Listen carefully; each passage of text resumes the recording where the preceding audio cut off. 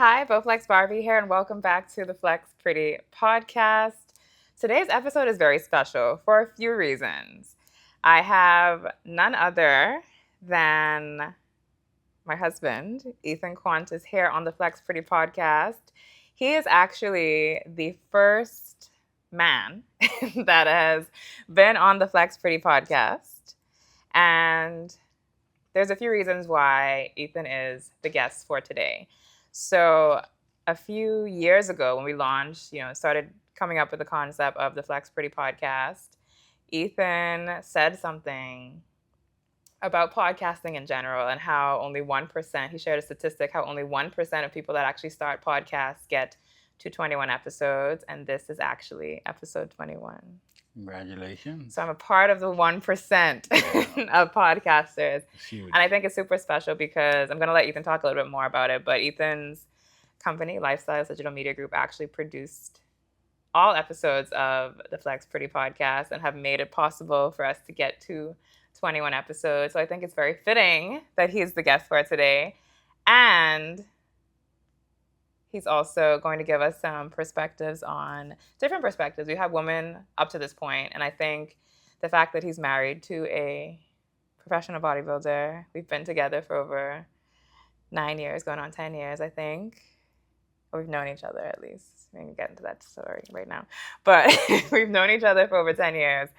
And so I think he has some unique perspectives on just fitness and his own journey. And we're gonna dive into all of those good stuff. But before we do, I know I've been talking long. Thank you for being here, Ethan. Thank you for having me.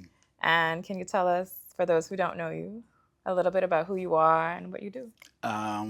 Well, I'm Bowflex Bobby's husband. And I'm also the founder and CEO of Lifestyles Digital Media Group. And what we do there is we really help companies and brands make an impact in the marketplace, get seen, be heard, and really get their message out to the people that they serve through high quality digital media. So that's film and photography. I'm also a luxury estate agent with Corcoran C.A. Christie. And as I said, the husband to a beautiful Bowflex Bobby and father of an amazing, now 18-year-old daughter, Rebecca.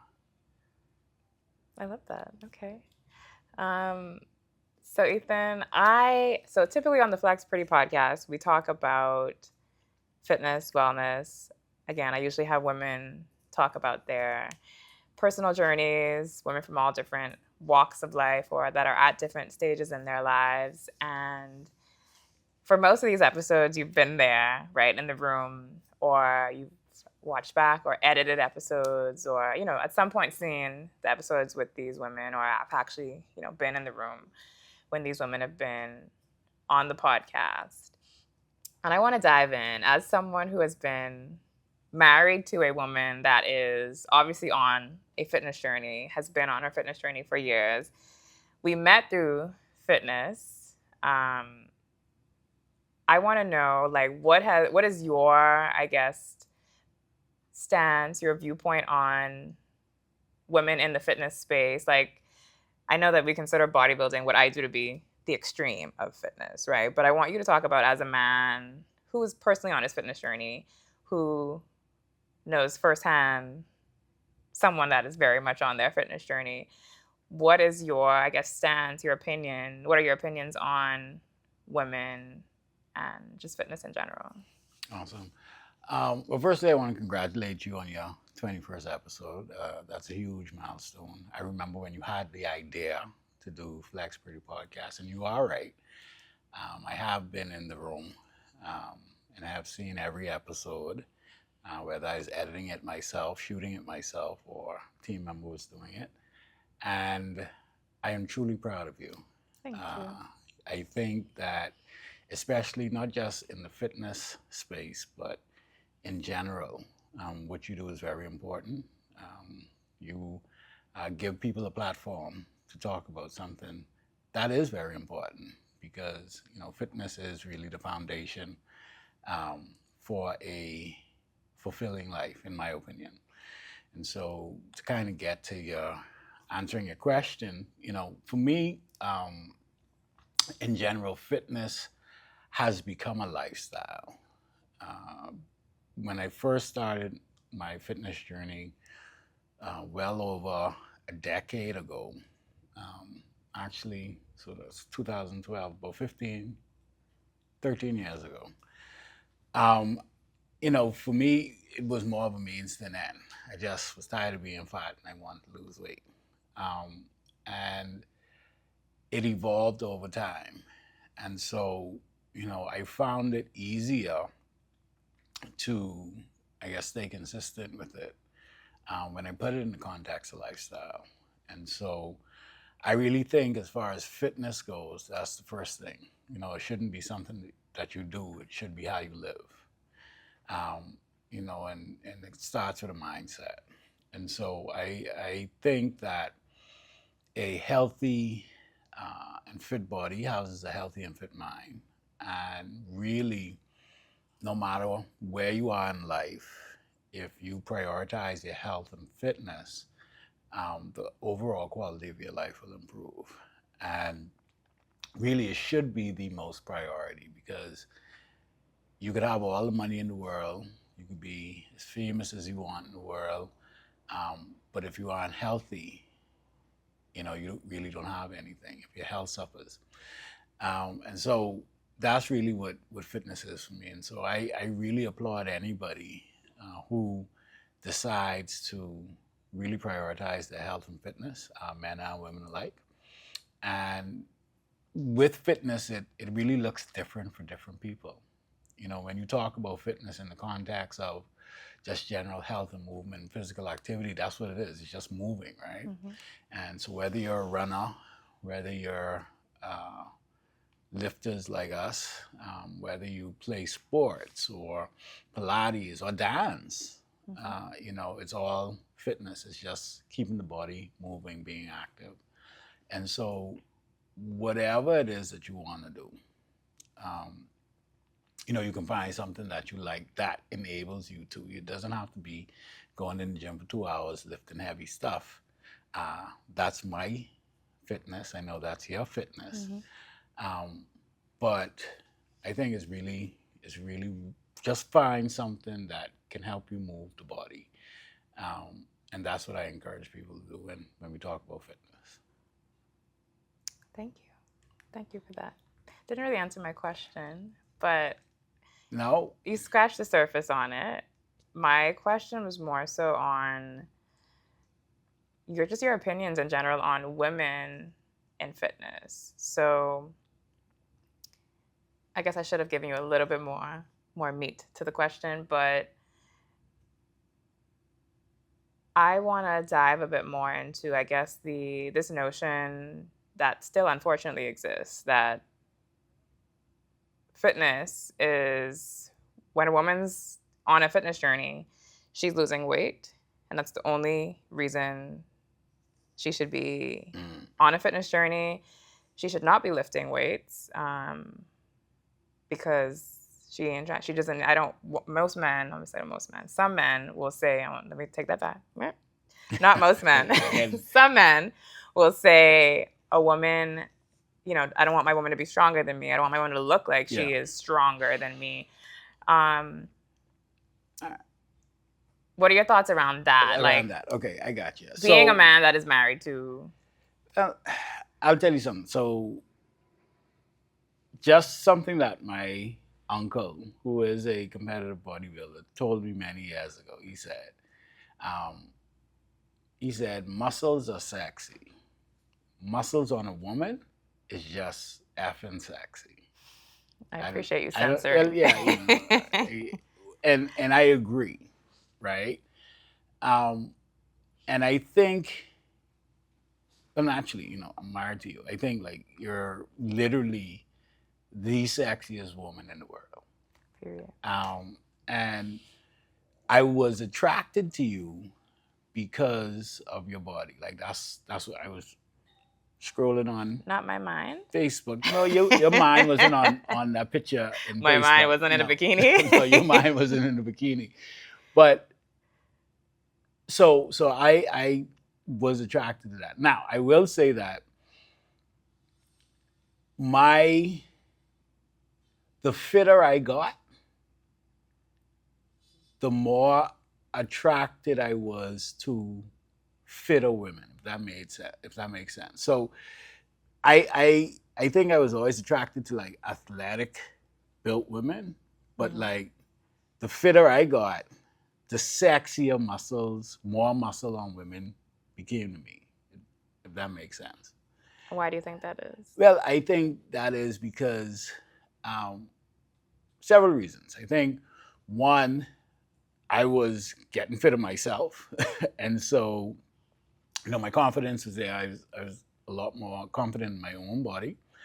And then two, I think the deeper underlying thing is that you know what it takes to build a body like that because you've been building it yourself. And so when you see a woman with a fit body, she didn't just wake up and go and do that. No, it's like, and people have this whole notion of genetics and stuff like that. But while genetics is the extra, like if you have genetics and you don't put in the work, you still ain't gonna look like obviously like you do, right? And so when you look at the qualities that it takes for a woman to build that, she has to be disciplined, she has to be committed, she has to be structured. There's obviously some structure in there, and so those qualities are very attractive as well. And so like you can determine a lot, or you can assume a lot about a woman who is fit, who lifts, simply because you know what it takes to get there, right? And so she is literally the embodiment of discipline, commitment, hard work, dialing in her nutrition, this, that, and next, right? And so all these things are attractive. For me, and mind you, I can't speak for all men, but just knowing me and the men that I've spoken to, and some people, that I'm cool with, I surmise that to be when men say, okay, well, I don't want a woman that lifts, and I have heard men say that, or Quant, boy, I know what that one, that ain't sexy to me. She look like she's stronger than me, and my response is she probably is stronger than you. Leave that alone. But it's really, and I can't say this is the case for everybody, but for the majority of the people that I've spoken to who have made those types of comments, who have that point of view, it's really just grounded in insecurity on their part. Insecurity, and mind you, it's the same as a woman who is a senior executive who out earns men, right? They say the same thing. She's too independent. Right, or she don't need me for nothing. Well, and or they call it other things, right? And so for me, I think it's one is grounded in their own insecurity. I have, and honestly, only one person comes to mind as far as when I was in competitive bodybuilding, a guy who said he was a bodybuilder who said he didn't want a muscular woman, right? Because he don't want, quote unquote, something hard sleeping next to him. And just for the record, all right, let me put this to bed now. It ain't hard, all right? Because you have muscles, but like my wife has muscles. Trust me, she ain't hard. She is not going to bed flexed, or like she ain't walking around flexing. She has muscles. It is sexy. She is very soft. Now she could be hard when she flex, but she ain't coming to bed flex. She's coming to bed relax. So that whole notion of I don't want something hard laying next to me, that's garbage, right? Because you ain't sleeping, you ain't going to sleep flexing. I think I get that, and I think it still comes down to, like you said, the insecurity, but also respecting the preference too. But my whole thing is always like to women, on the women that are on the receiving side of some of this talk, right? Or that are being affected in the way that they're scared to lift, or they're scared to, do Yeah. anything that may potentially lead to muscle growing because of statements like Yeah. that. My thing is always like, don't let those comments stop you from getting the body you want or working towards the body you want, because those men aren't the men that you want either, Yeah. likely. And I think, so it's a multi-layered thing, right? I think part of it is one, I grew up in a time where they said if you didn't have anything nice to say, don't say anything at all, right? Like, I get your preference, right? Yeah. Like, everybody, and you're entitled to have your preference. But to go out of your way to make a comment that would ultimately have a negative effect on whether it's a man or woman, right? Like, but on women, it's not good. And the thing is that fit shaming is something that goes straight across, right? And I think I've seen and heard women fit shame other women, right? And so I think just straight across the board, like, just if you got an opinion on somebody's body, keep it to yourself. Could keep it. Like, no, it's now if you say, okay, well, you're so inspired to comment, let it be something positive and not that backhanded stuff. Because I've heard, oh, well, no, your wife, like, she ain't overdo it, or she ain't as muscly as, like, she don't look like a man. She still look feminine with her muscles, and it's like, you could just say she look nice. like literally, like, you ain't got to get into all that, right? And so I think it is something. But to the women out there who are negatively impacted by that, it's like, honestly, buddy, like, F them. Like, that's my mentality straight across the board. Like, you have a duty and a responsibility and a right to act in your own best self-interest. And if you decide that you want to get healthy and fit and you want to lift weights because it makes you feel good, you have that right to do that. And anybody that feels contrary or has any negative feelings towards that, like, you don't need them around anyway, because they're telling you that they don't want you to become the best version of yourself, right? Or they don't support your goals. Which is ultimately things that you would accomplish on your journey to become the best version of yourself, right? And so, you want to be around people who are supportive, and just find your community, find your tribe, right? And so, and that's why, like, to reiterate, like, I love this platform, right? Because you do bring together women who are doing their own fitness to talk about stuff, right? And it is a community that you're building. But yeah, like, I don't worry. Like, I know it's difficult because negativity is easy to penetrate, but I would just encourage them to just continue to lift, and one day somebody can roll in their DMs and be like, "Hey, what you saying?" That's your words of wisdom. Yeah, fast forward 10 years. What? Yeah, but just do you. Like, don't worry about the noise, because the noise can always be there. Yeah. It's like, just do you, babe. Yeah, I like that. I think we always talk about that, like, from the early days of me getting into bodybuilding and the comments rolling in. And like you said, I think the support and, like, the people that I surrounded myself with really was what helped me block out the noise, because the support was so loud and so strong that nothing could penetrate, like, that wall of just like, we got you, before you, what you need. Like, that has always been a constant. And I think because that was my foundation, it was just like, any, like, backhanded compliments or negativity was just like, I can't feed into that, because I'm already, like, you can't break me down from that. and don't give it life, right? Like, don't give it energy, but, like, I think that's easier said than done, for sure. Even now, to this day, I still sometimes a negative comment, or, like, I think I don't dwell on it.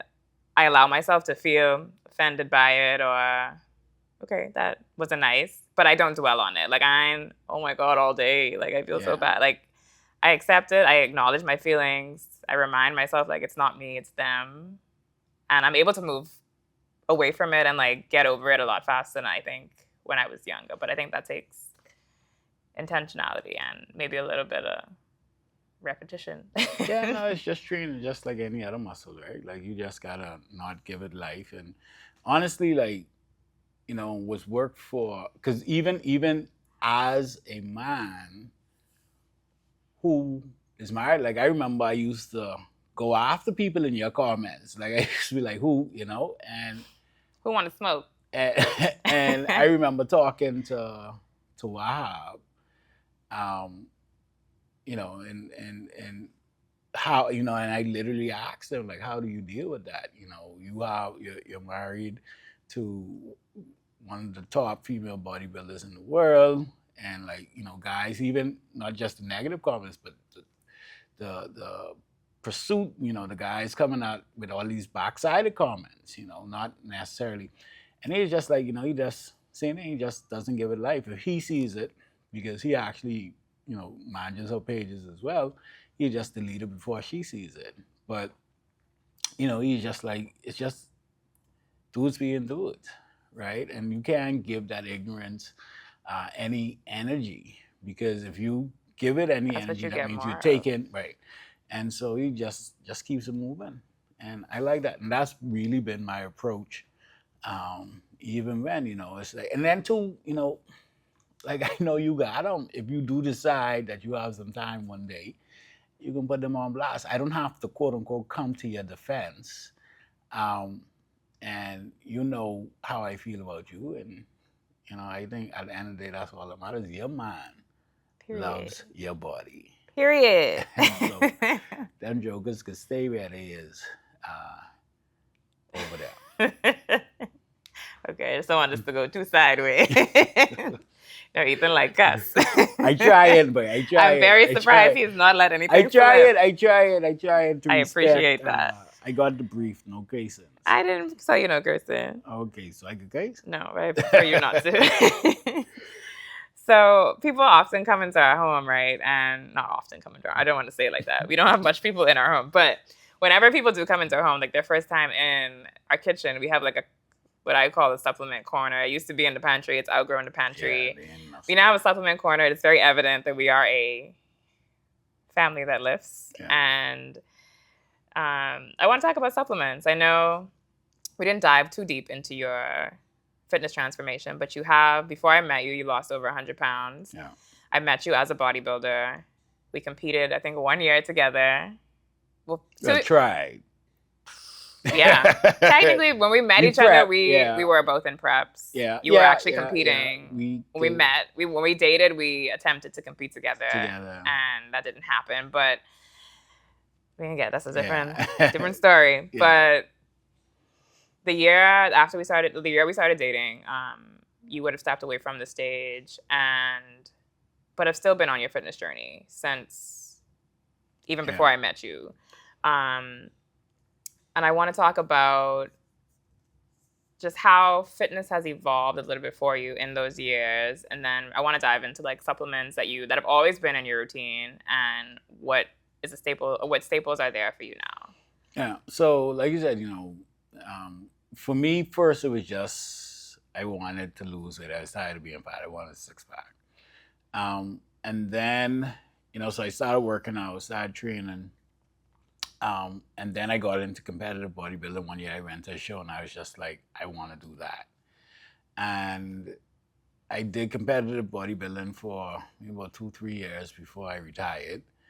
And so honestly, after I stopped competing, say 2015, which is right around the time that you and I met, up until maybe about 2 years ago, because it would have even been after we got married, I was kind of lost. And I was only training, I was training more so for my mental and emotional and out of habit. Routine. Right. It was just like, it became a habit for me.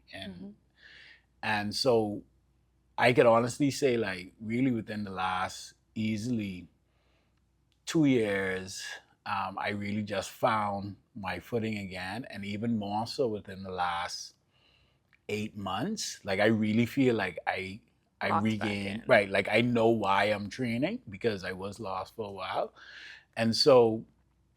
And that's something else why I said it's a lifestyle, because I never did stop training, but I wasn't training with any real purpose. Purpose or And intention I was just kind of training, going through the right.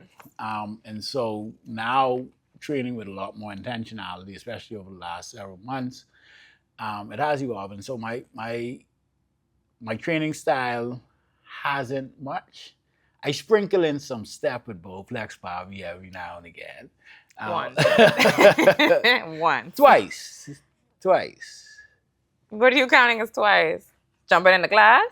No, when I was doing it before we built out the home gym, and then I did it when we built out the home gym. That's twice. Yeah, twice. If y'all haven't checked it out, y'all should check it out. But I mean, what's always been in my stock is my pre-workout. Like, I'm an early riser, so I wake up super early, and I like to train. Hours. I like to train first thing in the morning. So I have my pre-workout. I have a little cocktail with my pre-workout, my vitamin C, and I would take that with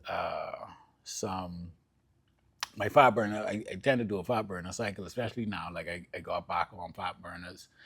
I just like how they make me feel, and gives me a good pump, good sweat.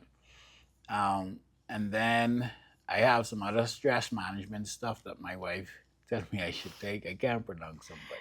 So Ethan is on ashwagandha and rhodiola. That's what that say? Ashwagandha and rhodiola. I recommended these because he was working really, especially in that 8-month period that he started back really locking in and training hard. He wasn't dropping, even like changing his nutrition, everything on his regular stack. He wasn't dropping at the rate that we both felt like he should, not consistently. And I told him, I was like, you're getting up super early, like you mentioned, why he needs the pre-workout and the caffeine boost. You're getting up super early and you're likely not sleeping enough. Like, your body is under a lot of stress, already stressed from the workout, stress from not sleeping enough. So you need some stuff to help your body handle that stress better. So that's where the ashwagandha and the rhodiola came in. I recommended those. And so, that's why I recommended them. The stress support, not necessarily making you feel calm and zen and like making you fall asleep and drowsy, but from a stance of like, this is going to help your body manage the stress of not sleeping enough on the nights that you don't, which is most nights. And it's going to help you manage the stress of that you're putting your body through training, because that is a form of stress. Yeah, and I mean, I have noticed, like, because even since we installed the home gym, like, I've dropped about 40 pounds. So, like, literally about 22 pounds from my goal weight. Right? And then that's awesome. That's what, Congratulations. Thank you. I didn't realize it was that much. Yeah. I mean, you're saying it, and I'm like, I do know where you started and where you are now. And I'm like, that is 40 pounds. Yeah. That's awesome. So I'm excited, and then, just moving. And so in addition to the supplements, like, my biggest thing, actually, I think, which was a game changer, was building out the home gym, and I'm so glad that I didn't have to, like, super convince you on that idea. But we have an awesome home gym. We turned our dining room into, like, a legit home gym. Pretty much all of the lifting equipment came from Fitness Connection. So we got, like, adjustable dumbbells. We got adjustable kettlebell. We got a full functional trainer with Smith machine combo. We got the rubber flooring. Barbells. Like literally everything. Plates, and I do my contest prep out of there. So. Yeah, and so I know for a fact, like, that having that, just the ease and convenience of having that there, coupled with, the supplements and just staying on top of my nutrition and, cutting out the drinking, and it's like, making that shift in a lifestyle has really contributed. So I'm excited. And I'm definitely on track to hit my fitness targets for 2025. So I feel good about that. That's awesome. And definitely having a supportive wife um, who understands that, like at least I ain't got to leave and come. She don't see me in my office. She know I probably in the gym. We often have conversations Yeah, while you're doing that, yeah. cardio or while you're lifting. And I think something that we talk about a lot here on the podcast that I talk about with my guests is just figuring out what fits your lifestyle and finding out the best way to get to your goal that doesn't take you, doesn't make you reach too far out to actually have to do it. So while, we say get out of your comfort zone, but it shouldn't be like, this is something that I can't sustain because it is such an inconvenience, right? Yeah. And so we talk about, how the home gym and having the ease of convenience of just getting up, getting dressed, and instead of leaving your home, you're able to get a solid workout in because you have access to all this equipment and you've made the investment and you've made it a priority of putting these pieces in your space, right? And creating the space that allows you to train, allows you to get to your goal without, adding in those factors that lead to the inconsistency or the inconvenience. And I think that's important. That's been a common theme between, a lot of the guests that I've had, like just figuring out like, as much as I may want to do this, get up early and go to this specific place every week, that is not realistic. So how do I now still prioritize movement, get closer to my goal without those barriers or those obstacles? Yeah. So one of the things that when I was actively in the health and fitness space as a behavioral change specialist, like one of the things we talked about, and it's actually a strategy, it's called shaping, right? Like just designing the environment that's most conducive for you to stay consistent to the desired behaviors. And so, people tend to think getting uncomfortable means making it hard. But that isn't necessarily the case. It's doing the things consistently over time. Because even if you walk in for an extended period of time, that is hard and that becomes very uncomfortable. Yeah. And so sometimes the uncomfortable part is just staying consistent, staying committed, doing the things. And it's easier for me, at least, to be consistent if I literally have to pass my gym to get to the kitchen. As opposed to hop in my car, because you want to try to break down as many barriers to doing eliminate the thing. Eliminate as many excuses, right? Yeah. And so, for me, it was literally life-changing, making that investment and then making it someplace that you actually want to train in, right? Like, you still want it to be enjoyable. It could be hard, it's unenjoyable at the same time. I feel that. This is what the kids do now. What is that? It's a clap. You talking a lot? No, it's a clap. Get with it, okay? But thank you so much, Ethan. I also added in, well, at least on the table here, the Lean Pro. That's something that I recently brought home. I've been seeing a lot. It's been flying off the shelves at Fitness Connection. And I actually decided to try it out when I ran out of my ISO 100, which is my, because you'll be taking it too. Yep. When I ran out of that, I decided to try it. It's a fat burning meal replacement. So it actually has green coffee bean extract in it, 20 grams of protein, 6 grams of fiber, helps to curb your appetite and helps to keep you full and satisfied longer. So I know, have you tried it? You ain't tried it yet because I ain't offering none to you. You're welcome to have some if you like. Thank you, I appreciate it. I can try it.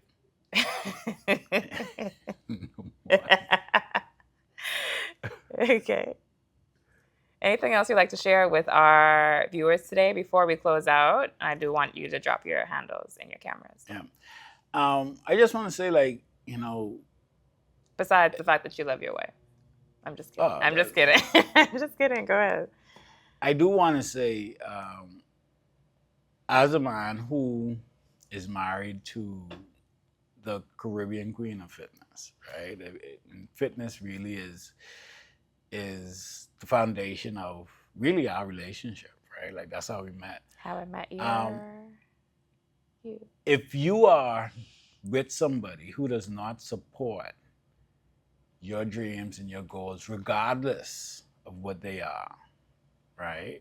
But especially if it's health and fitness related, like you need to get rid of them. Just throw them all the way in the garbage. And focus on you, because people who are the person that will appreciate the person that you are working your butt off to become will find you. Just keep on your journey towards becoming your best self, getting in the best shape of your life. And they, whoever they are, will find you on that journey. It happened to me. That's how I found Bow Flex. Nothing is by accident. Everything is by design. Yeah, by design.